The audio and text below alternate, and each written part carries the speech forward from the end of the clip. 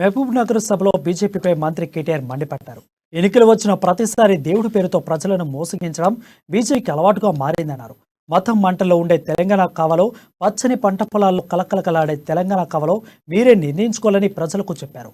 గతంలో నెరలు వారిన నేలలు, నెత్తురు బారిన తెలంగాణలో ఇప్పుడిప్పుడే నీళ్లు పారుతున్నాయని, దిక్కుమాలిన పార్టీలకు అవకాశిస్తే మళ్లీ నెత్తురు పారే రోజులు వస్తాయని జాగ్రత్త అని హెచ్చరించారు.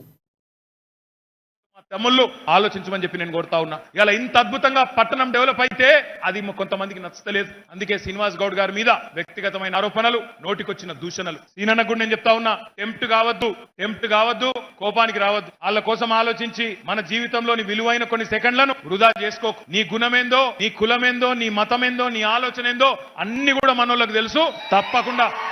తప్పకుండా మీరందరూ అన్నెంబడ ఒక సైన్యం లాగా ఉండి రాబోయే ఎన్నికల్లో కూడా గత ఎన్నికల కంటే ఇంకా ఒక 20-30 వేల ఓట్లు ఎక్కువ మెజారిటీనిచ్చి మళ్ళీ ఒక్కసారి శాసనసభకు సీనన్నను పంపాలి. అందుకే ఏమంటున్నారు, ఇవాళ జై బజరంగ్ బలి అని మాకోట ఏమంటుండు అంటే ఎన్నికల కాడికి వచ్చే వరకు దేవుడు గుర్తొస్తాడు, మిగతా టైంలో మాత్రం